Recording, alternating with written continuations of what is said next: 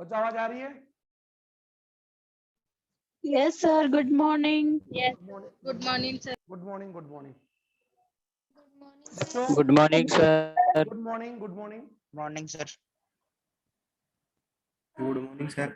Okay good good morning sir. हाँ थोड़ा आज 5 मिनट में लेट हो गए। जो अभी यहाँ पर क्या स्कूल में लाइट नहीं आ रही है ना, फिर आप सोशल लाइट नहीं आ रही तो क्लास क्या चल रही। तो अपने स्कूल के अंदर जो लाइट का बैकअप होता है ना, लाइट के बैकअप से वैसे लाइट की कटौती है ना यहाँ पर, तो लाइट के बैकअप से है ना अपने यहाँ पर स्कूल के जो लाइट बैकअप के लिए जो मेट को लगा रखे हैं ट्रांसमीटर, उससे लाइट का बैकअप।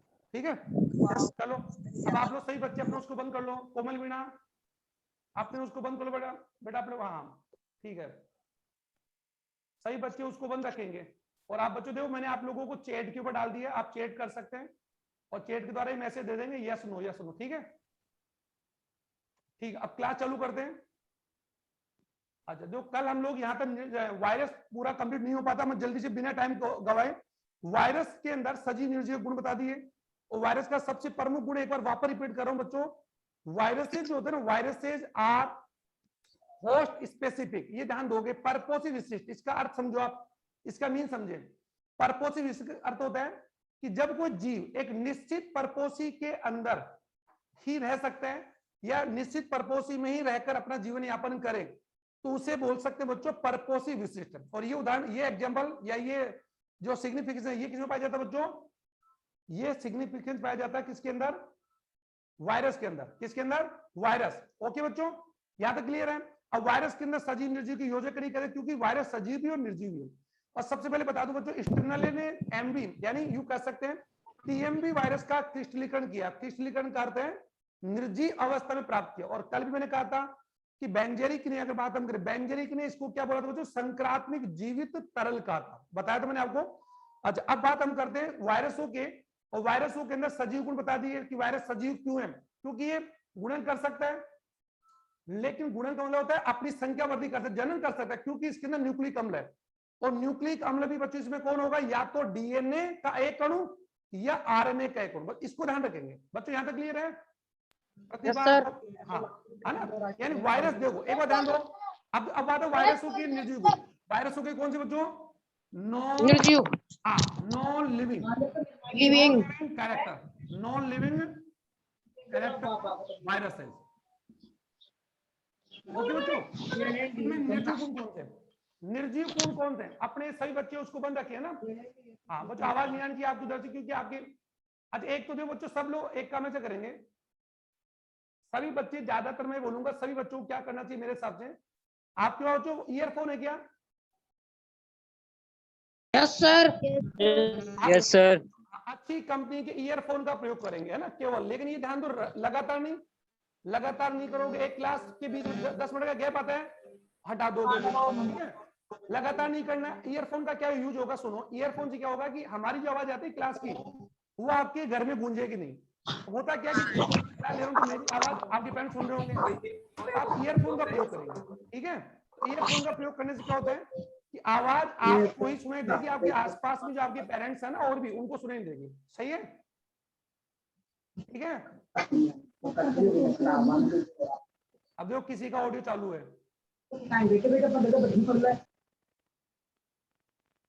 ऑडियो की आवाज आ रही है, कहीं ना कहीं किसी ने अपना वो चालू कर रखा है।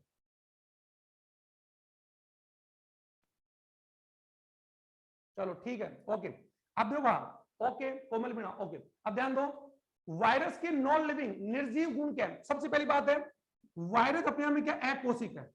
ये ध्यान दो अकोशिक यानी यू कह सकते एसेलुलर। ये ध्यान दोगे यानी एसेलुलर यानी इसके अंदर किसी प्रकार कोई कोशिका नहीं होती है। नंबर 2 इसके अंदर किसी प्रकार यानी वायरस के अंदर जीव द्रव्य जो मैंने बता दिया आपको जो प्रोटोप्लाज्म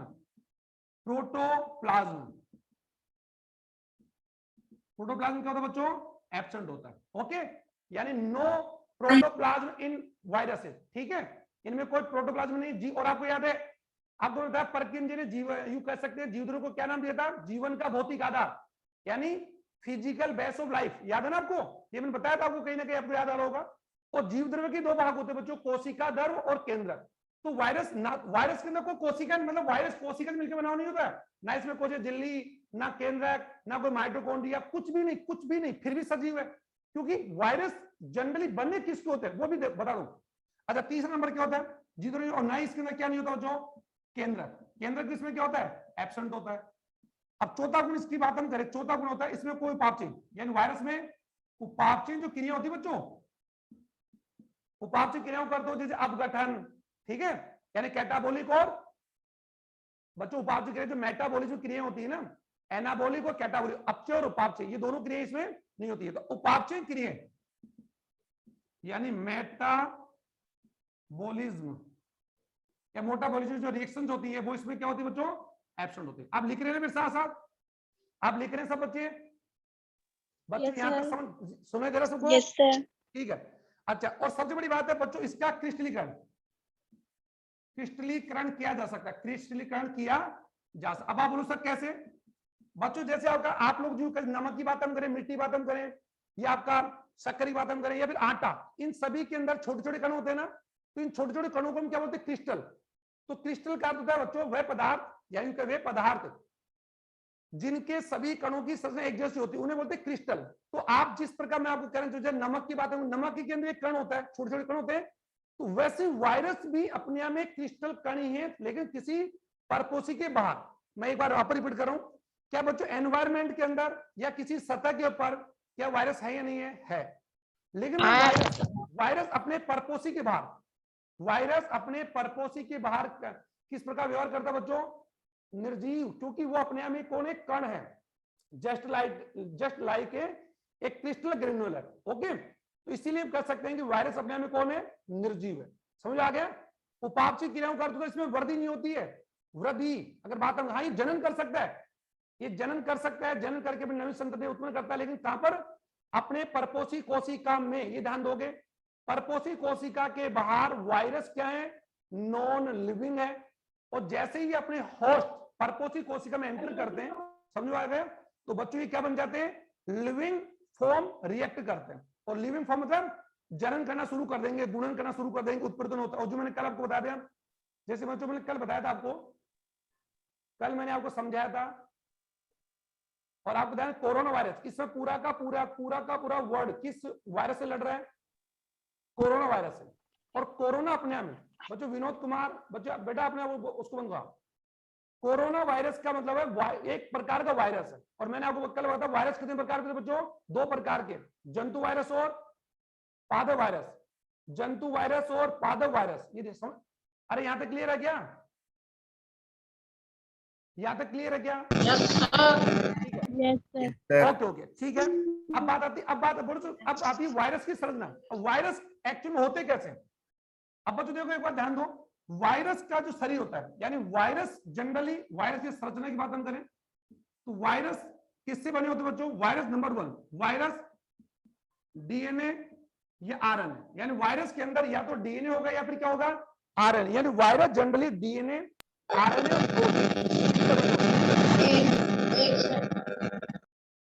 डीएनए, आरएनए और प्रोटीन से मिलकर बने होते हैं। बच्चों मैं कुछ समय के लिए आपको म्यूटोल कर रहा हूं क्योंकि आपकी आवाज बार बार डिस्टर्ब कर रही है। हाँ, डीएनए आर यानी न्यूक्लिक अम्ल और प्रोटीन क्या बने, यानी वायरस में, वायरस का शरीर जो होता है बच्चों, वायरस जो होते हैं वो दो ही चीज से मिलकर बने होते हैं, डीएनए से और प्रोटीन से। तो या तो वायरस में क्या होगा, डीएनए होगा या फिर क्या होगा, आरएनए होगा। तो डीएनए और आरएनए के चारों तरफ इसी प्रकार के एक आवरण होता है जिससे अपनी भाषा में लोग क्या कर सकते बच्चों, प्रोटीन का एक आवरण होता है जिसे हम लोग बोलते हैं कैप्सिड। क्या बोलते हैं? कैप्सिड। और कैप्सिड में छोटी छोटी इकाइयां होती है जिनको बोलते हैं कैप्सुमियर। अभी मैं आपको बना के बता रहा हूं, फिर आपके समझ आ जाएगा, फिर आप लोग मुझे लगता है कि आप समझ भी आ जाएगा। ठीक है, चलो अब इसको देखते हो। जो वायरस में, वायरस का जो संरचना होती है उसमें डीएनए, आरएनए और प्रोटीन, प्रोटीन आवरण, और प्रोटीन आवरण को हम लोग बोलते हैं बच्चों कैप्सिड। क्या बोलते हैं? कैप्सिड। अब देखो एक बार वायरस का एग्जांपल लेके आपको बताता हूं, जब वायरस एक्चुअल बने कैसे होते हैं। वायरसेस की बात हम जो कोरोना वायरस की आप इस बार देख रहे होंगे, ये इस प्रकार का कोरियन है, ये इसका प्रोटीन आवरण है, और ये इसके अंदर न्यूक्लिक अम्ल है। ये इसके अंदर कौन बच्चों? न्यूक्लिक अम्ल है। अब ये न्यूक्लिक अम्ल है, अगर हम कोरोना की बात हम करें तो कोरोना का डायग्राम आप इस प्रकार देख रहे होंगे बच्चों, कोरोना का डायग्राम आप इस प्रकार देख रहे होंगे। ऐसी संरचना किसकी होती है? एचआईवी की होती है। बच्चों समझ आ रहा है नहीं आ रहा? यानी प्रोटीन में किसी प्रकार की कोई, यानी वायरस में किसी प्रकार की कोई कोशिका नहीं होती है, लेकिन वायरस की बात हम करें, इस वायरसों की बात हम कर रहे हैं, तो वायरस के शरीर के अंदर दो ही प्रकार समय होती है, एक तो उसके अंदर कौन न्यूक्लिक अम्ल, अब वो या तो क्या होगा डीएनए या आरएनए। अब मैं ये डायग्राम बना रहा हूं बच्चों आपके लिए एचआईवी के लिए। अब ध्यान दो कि जनरली क्या होता है वायरसों के शरीर के अंदर, ये तो कोई न्यूक्लिक अम्ल है, ये कोई न्यूक्लिक अम्ल है, अगर बात हम करें न्यूक्लिक यानी ये सिंगल स्ट्रैंड आरएनए। अभी ध्यान दो सिंगल स्ट्रैंड का अर्थ है एक सूत्री आरएनए, क्योंकि न्यूक्लिक अम्ल या तो द्विसूत्री होंगे या फिर क्या होंगे एक सूत्री। तो एचआईवी वायरस की बात हम करें, इसके अंदर आप देख रहे हैं ये जो प्रोटीन ये आवरण जो आप देख रहे हैं, ये जो आवरण आप देख रहे हैं, इस आवरण का नाम क्या बच्चों, कैप्सिड।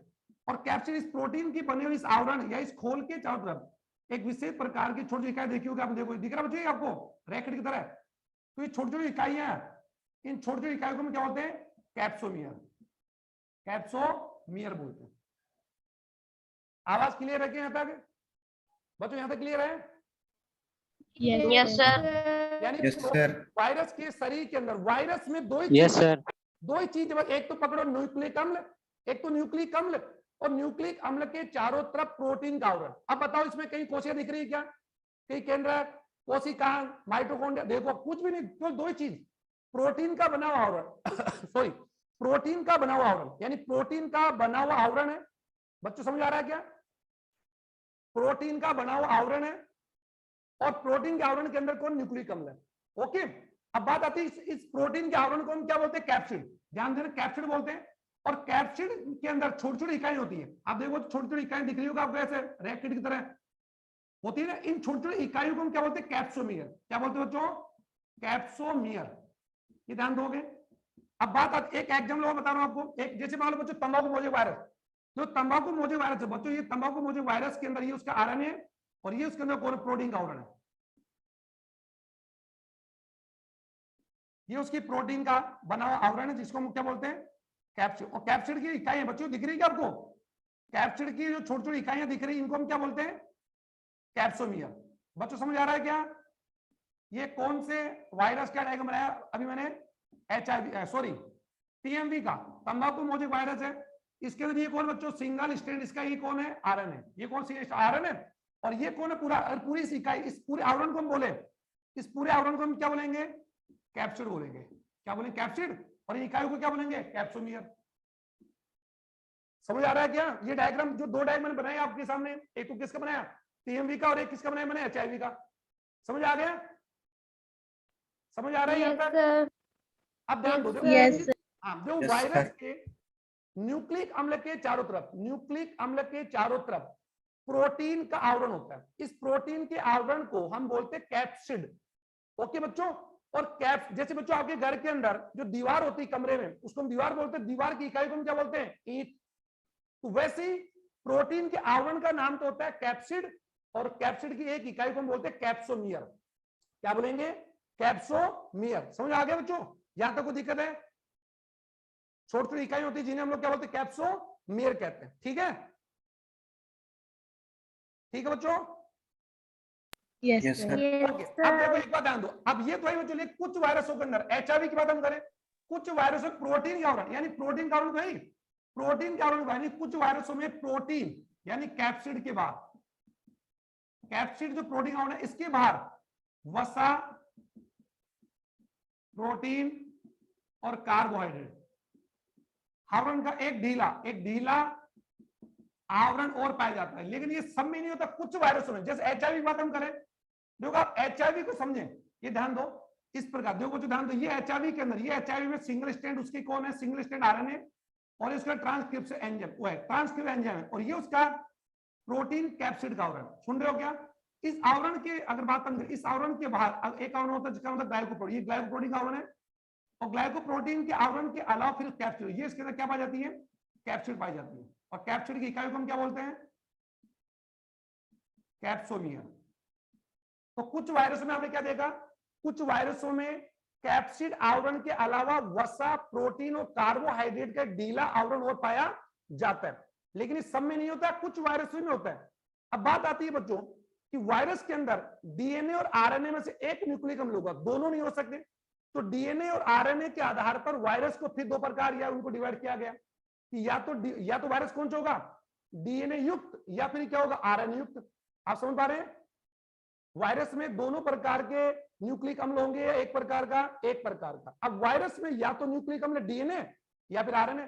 तो अगर इस बेस पर, ये तो देखो ये मैंने किसका डायग्राम बनाया बच्चों, टीएमवी वायरस का। और टीएमवी वायरस का पर्पस कौन है? चलो तो तंबाकू मोजिक वायरस का पर्पस कौन है बच्चों? तंबाकू मोजिक वायरस का पर्पस कौन है? तंबाकू का पौधा। तंबाकू का पौधा। ठीक है, ठीक है क्या? Yes, sir. Okay okay okay, चलो चलो ठीक है। अब बात आती है, अब वायरस की संरचना तो हो गई। वायरस की संरचना में आपको मैं दो ही मोटी चीज बताई। नंबर 1, प्रोटीन का आवरण कैप्सिड और न्यूक्लिक अम्ल। प्रोटीन के आवरण के बाहर एक वसा प्रोटीन का बना हुआ और कार्बन बना हुआ ढीला आवरण और होता है, एनवेलोप होता है, जो कुछ वायरस जैसे HIV के अंदर है, HSV के अंदर है, कुछ वायरसों में, सब में नहीं है सर, राइट। और ये आवरण उसे अपने परपोषी कोशिका से प्राप्त होता है, जिस कोशिका में ये वायरस रहता है। ओके, तो ये आवरण उसका खुद का नहीं बल्कि परपोषी कोशिका से प्राप्त करता है। जैसे बच्चों ये काम बता दूं, जैसे हमारी बॉडी के अंदर हमारे सबका सबसे भारी आवरण हमारी त्वचा है, ध्यान सुनना। और हम त्वचा ही हमारे शरीर का अगर बात आवरण, लेकिन ये जो कपड़े हम पहनते हैं ये आवरण हमने पहने हैं, ये हमारे शरीर का भाग नहीं है। समझ आ गया बच्चों? कपड़े हम पहनते हैं तो हमने हमारे शरीर की त्वचा के ऊपर कपड़े पहनते हैं, लेकिन क्या कपड़े हमारे शरीर का आवरण है क्या? नहीं, ये हमने बाहर से प्राप्त किए। ठीक है बच्चों, तो अब बात आती है कि वायरस के अंदर या तो डीएनए होगा या आरएनए होगा। इस आधार पर वायरस जो है, इस आधार पर वायरस की बात हम करें, इनको फिर डिवाइड किया गया कि वायरस कौन कौन से होंगे। ठीक है, अब ध्यान दो, मैंने बता दिया वायरस के अंदर डीएनए और आरएनए, जिन्हें आप लोग क्या बोलते हैं? न्यूक्लिक अम्ल बोलते हैं। अम्ल में से एक ही न्यूक्लिक एसिड पाया जाता है। ठीक है, अब डीएनए आरएनए के आधार पर अब बात आती है कि या तो डीएनए के आधार पर आरएनए का दो प्रकार होते हैं। नंबर 1, इनको डिवाइड कर सकते हैं, जैसे यू कैसे डीएनए वायरस और दूसरे कौन से हो गए? RNA virus. अब ध्यान, आरएनए वायरस। अब बच्चों देखो डीएनए, अब डीएनए जो होता है, डीएनए यानी डीएनए जो होता है न्यूक्लिक अम्ल, ये फिर दो प्रकार का होता है, डबल स्टैंड और सिंगल स्टैंड। डबल स्टैंड और डीएनए, समझ आ गया? तो पहले बात सुनो, वे वायरस जो, ध्यान दो, वे वायरस जिनमें आनुवंशिक पदार्थ जेनेटिक मटेरियल डीएनए होता है उन्हें डीएनए वायरस बोलेंगे। ठीक है, यानी डीएनए वायरस बोलेंगे, कोई दिक्कत ही नहीं है। अब डीएनए फिर दो प्रकार होता है, या तो उसमें वायरस डीएनए या तो सिंगल स्टैंड हो गया, डबल। तो इसको फिर दो प्रकार वायरस हो गए। नंबर 1 पहले कौन से होंगे? डबल स्टैंड वाले, यानी दोहरी, या फिर कह सकते हैं दोहरी सूत्र वाले, दोहरी सूत्र, या फिर बोलेंगे डबल स्टैंड डीएनए युक्त वायरस। आप समझ एक बार, वे वायरस जिनमें डीएनए तो है लेकिन कौन सा? Double stand. और इसका एग्जांपल क्या होगा? एग्जांपल इसके अंदर बात हम कर सकते हैं HSV, हर्पिस वायरस। HSV यानी human simplex virus, human simplex virus. ये हर्पिस एक जेनेटिक डिजीज होता है बच्चों, जेनेटिक डिजीज है जिसे बोलते हैं हर्पिस। सुन रहे हो क्या? जेनेटिक डिजीज है जो सेक्स ऑर्गन्स के चारों ओर पाया जाता है। ये एक मेल टू फीमेल और फीमेल टू मेल फैलता है। HSV ये वायरस HIV से भी ज्यादा खतरनाक है। चलो ठीक है, HSV वायरस है। Hepatitis virus,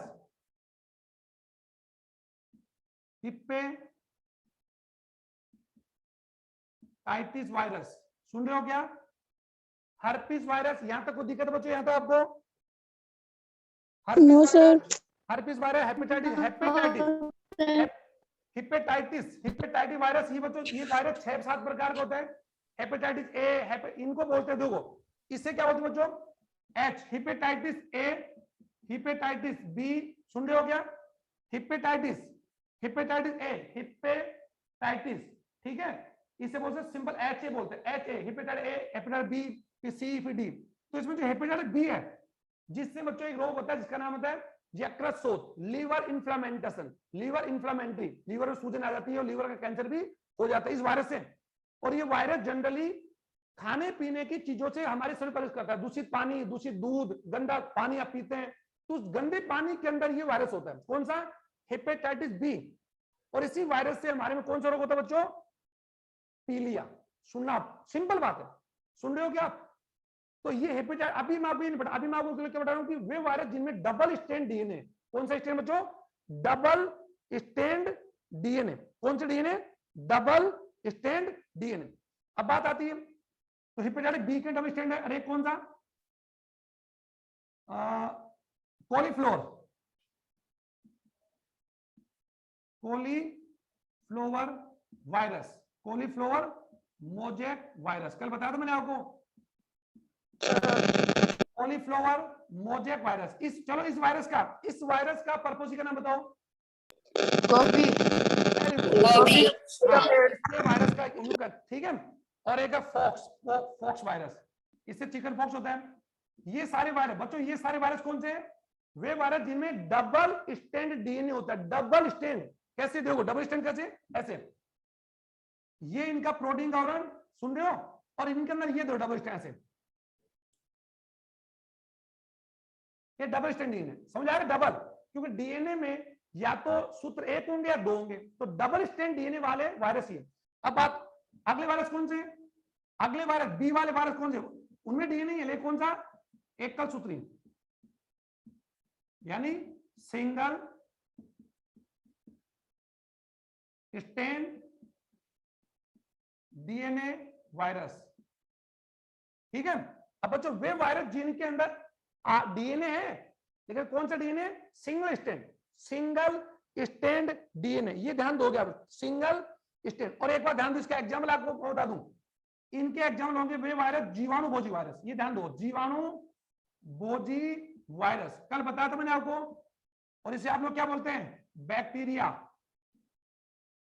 bacteria phage virus. वे वायरस जो जीवाणु का क्या करते हैं? संक्रमण करते हैं। जीवाणु का संक्रमण करने वाले इसको क्या? जीवाणु भोजी। तो ध्यान दो, जीवाणु भोजी वायरस जो होते हैं उनमें डीएनए होगा, लेकिन कौन सा? सिंगल स्टैंड होगा, सिंगल स्टैंड, ये ध्यान दोगे आप, सिंगल स्टैंड। एग्जाम लिख लो आप, एग्जाम लिखो, कोलीफेज लिख लो एक बार, कोलीफेज, कोलीफेज और कोलीफेज लैम्डा, कोलीफेज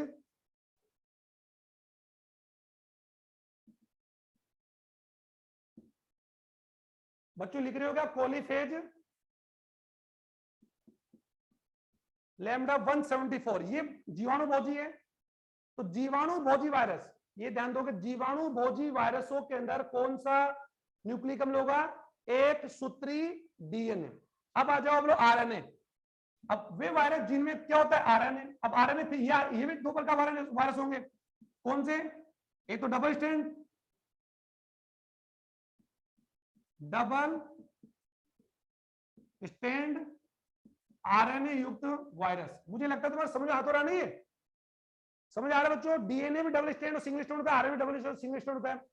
अब ठीक है, तो वे वायरस जिनमें आरएनए है, जिनमें आरएनए है, समझ आ गया? तो ठीक है, तो डबल स्टैंड वाले अगर बात हम कर, रियो वायरस,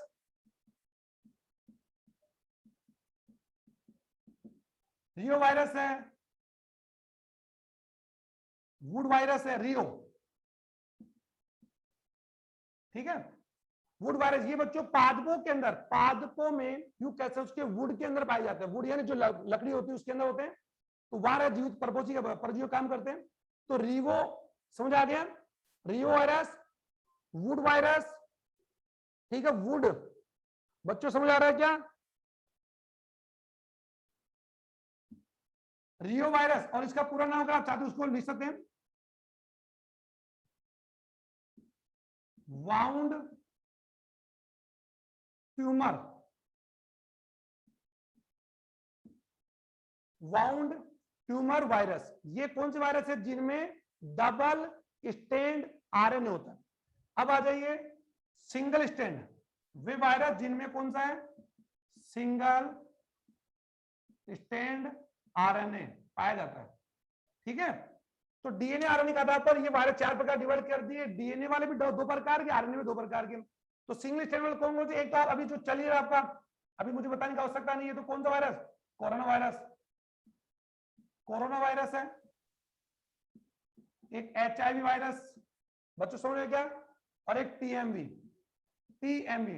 तो हम लोग को मोजेक वायरस, ये वायरस है बच्चों में सिंगल स्टैंड, कौन सा, सिंगल स्टैंड, कौन सा बच्चों,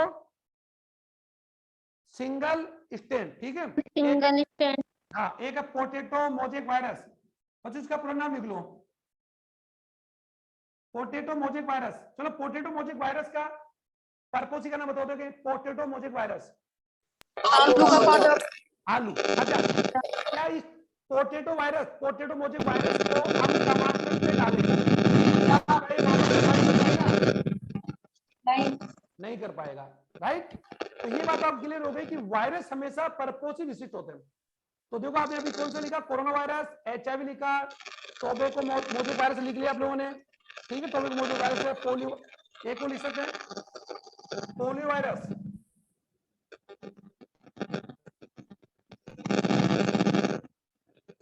पोलियो वायरस, इन्फ्लुएंजा वायरस। अब एक बात ध्यान दो, आपके दिमाग में आ गया होगा, ये जो वायरस आप मैं बता रहा हूं, जनरली अगर बात हम कर सकते हैं, देखो जनरली क्या होते हैं, जो अधिकांश जो पादप होते हैं, अधिकांश जो प्लांट वायरस होते हैं, ठीक है, प्लांट वायरस जानते हो ना, वे वायरस जो पादपों में सजीवता का गुण दर्शाते, पादप, राइट। तो अधिकांश जो प्लांट वायरस होते हैं उनमें जो जेनेटिकल मैटर होता है वो क्या होता है, RNA होता है, ये ध्यान दोगे। और ये मैंने आपको बता दिया कि किसमें क्या क्या होता है। चलो बच्चों ये तो आपको बता दिया, अब आ जाओ आगे। अब एक छोटा प्रश्न आपको दे रहा हूं बच्चों, वायरस का एक कण, यानी वायरस के एक कण को या एक पार्ट को, यानी वायरस के एक कण को हम लोग बोलते हैं विरियोन। क्या बोलते हैं बच्चों, विरियोन, ठीक है। अब बच्चों एक मैं आपको रोचक एग्जाम बता रहा हूं, एक रोचक बात बता रहा हूं बच्चों। हम जानते हैं कि गंगा की बात हम करें, गंगा नदी को लेकर हम ये मानते हैं कि गंगा नदी सबसे पवित्र नदी में से एक है। और मानव जीवन का अगर हिंदू धर्म की बात हम करें तो इसमें एक मान्यता है कि गंगा नदी में अगर कोई व्यक्ति स्नान करता है या गंगा नदी में अगर कोई व्यक्ति स्नान कर लेता है तो उसके जीवन के सभी पाप धुल जाते हैं। सुना आपने ये बात? अरे गंगा जल को लेकर हम बात करते हैं कि गंगा जल कभी खराब नहीं होता, क्योंकि गंगा जल खराब क्यों नहीं होता इसका कारण को बता सकता है? गंगा जल की बात हम करें, आवाज आ रही है? Yes sir. तो गंगा जल खराब क्यों नहीं होता? जो पहली बात है, गंगा जल गंगा जल जो है ना, गंगा, ये तो मालूम होगा आपको, हिमालय से, यानी कह सकते हैं हिमालय से ये गंगा जल की उत्पत्ति हुई है। और गंगा जल यही बहता हुआ, अगर बात हम कर सकते हैं कि हमारे बिहार यूपी में बहता हुआ आ रहा है। और इसी गंगा जल को लाने के लिए अगर बात हम, जब भी को हमारे हिंदू धर्म में जब कोई व्यक्ति की मृत्यु होती है उसकी अस्थि हम गंगा नदी में बहाते हैं। तो एक तरफ तो हम ये कहते हैं कि गंगा जल बिल्कुल शुद्ध है, लेकिन उसी के अंदर अगर मृत जानवरों को, मृत शरीर को, मवेशियों का भी हमने कोरोना का हम देखा, यूपी बिहार के हमने टीवी में देखा होगा आप लोगों ने कि कैसे मृत शरीर को गंगा नदी के किनारे पर बहाया जा रहा था, बताया था, आप देखा होगा टीवी के अंदर। तो वो वास्तविक, यस सर। लेकिन जनरली जिस गंगा जल को हम लोग ये मान सकते हैं कि गंगा हमारी अपने एक गॉडेस जीवर है, एक देवी मानते हैं हिंदू धर्म के अनुसार। और ये मानते हैं कि गंगा जल से सभी अशुद्धियां शुद्ध हो जाती है। लेकिन मैं आपको एक जेनेटिक बात बता दूं कि अगर कोई व्यक्ति सोचे कि मैं 100 अपराध करके, यानी सुना होगा आप लोगों ने कि 100 चूहे खाकर बिल्ली हज को चली, सुनिए बच्चों लोकोक्ति, अरे 100 चूहे खाकर बिल्ली हज को चली। इस लोकोक्ति का अर्थ क्या होता है कि व्यक्ति अपने दैनिक अपने जीवन के अंदर बहुत सारे पाप करता है, भ्रष्टाचार करता है, अपराध करता है, झूठ बोलता है, और फिर वो पापों का प्रायश्चित करने के लिए हम लोग हरिद्वार या 4 धाम की यात्रा करते हैं ना कई लोग बुढ़ापे के अंदर।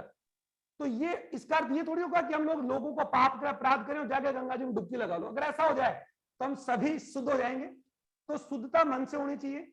तो लेकिन मैं आपको इतना उस पर किसी आक्षेप नहीं करूंगा कि मैं नहीं करा कि हमें नहीं करना चाहिए। हमें हमारे हिंदू धर्म के अनुसार या किसी भी धर्म की पालना करनी चाहिए, लेकिन उसके लिए अंधविश्वास का सहारा नहीं करना चाहिए और एक धर्म को दूसरे धर्म के खिलाफ कभी भी इस्तेमाल नहीं करना चाहिए, क्योंकि हमारा देश धर्म निरपेक्ष है। ये तो पढ़ा होगा आप लोगों ने, पढ़ा बच्चों, हमारा देश धर्म निरपेक्ष है। मतलब हमारे देश में हर व्यक्ति को अपनी धर्म को मानने और उसका पालन करने की आजादी। अतः इसलिए मैं कहूंगा कि सभी धर्म अपनी अपनी जगह महान है। और सबसे बड़ा धर्म अगर मानते हो, सबसे बड़ा धर्म है बच्चों मानवता, इंसानियत। और हर धर्म की बात हम कर सकते, हर धर्म की भाषा अलग होगी, लेकिन हर धर्म का लक्ष्य एक ही है। एक ही लक्ष्य, आप किसी भी धर्म की बात करें, चाहे वो सिख धर्म हो, हिंदू धर्म हो, मुसलमान धर्म हो या जैन धर्म हो, हर धर्म का एक ही है। ये कुछ समाज के जो ठेकेदार होते हैं ये धर्मों का गलत यूज करते हैं। तो मैं तो आपको एक बात बोलना चाहूंगा बच्चों कि गंगा जल को लेकर एक अलग इंपोर्टेंस होती है हिंदू धर्म के अनुसार। तो गंगा जल शुद्ध क्यों है, खराब क्यों नहीं होता, इसका कारण है प्राकृतिक कारण है। अब कैसे सुनो, तो गंगा जल को खराब करने का मेन कारण क्या है? गंगा जल के अंदर हम जानते हैं कि जहां से गंगा जल निकल रहा है, हमारे बिहार, यूपी, बिहार, तो जिन जिलों से गंगा नदी निकल, उन नदियों के अंदर क्या मृत जानवरों को, लाशों को, अस्थियों को, और औद्योगिक कलकारी या फैक्ट्रियों का या पूरे शहर का, पूरे बड़े बड़े शहरों का जो सीवर लाइन होती है, सीवर लाइन होती है बच्चों, क्या उस सीवर लाइनों के नाले सीधे गंगा नदी में नहीं डाले जा रहे हैं क्या? तो गंगा नदी को हम तो क्या करें, अशुद्ध कर रहे हैं, जबकि गंगा नदी के लिए कहते हैं गंगा नदी शुद्ध है। तो गंगा नदी में मानव के द्वारा कई प्रकार के प्रदूषण किए जाते हैं। और आप जानते हैं कि जिस नदी के अंदर, और नदी हमारा जल का एक मुख्य सोर्स है, जल का मुख्य सोर्स है बच्चों। गंगा नदी में नहाने से हमारे पाप धुलेंगे नहीं धुलेंगे, वो तो बात की बात है, लेकिन गंगा जल को पीने से हमें हमारी प्यास बुझती है। तो गंगा नदी, यमुना नदी, गोदावरी, ये नदी, चंबल, ये ऐसी नदी है। जैसे चंबल नदी की बात हम करें तो चंबल नदी का कोई भी यूं कह सकते हैं माइथोलॉजिकल या कोई आध्यात्मिक महत्व नहीं बच्चों, केवल पानी। लेकिन बात यहां पर आ रही है कि गंगा नदी का पानी अशुद्ध क्यों नहीं होता। तो इसका एक ही रीजन बताऊंगा, बहुत लंबा ले गया, कि गंगा नदी में बहुत सारे प्रकार के बैक्टीरिया पाए जाते हैं। ध्यान सुनो, बैक्टीरिया पाए जाते हैं, लेकिन उन बैक्टीरियाओं का संक्रमण भक्षण करने के लिए गंगा जल में जीवाणु भोजी वायरस पाए जाते हैं। क्या पाए जाते हैं बच्चों? जीवाणु भोजी वायरस। तो जीवाणु भोजी वायरस क्या करते हैं, गंगा जल के अंदर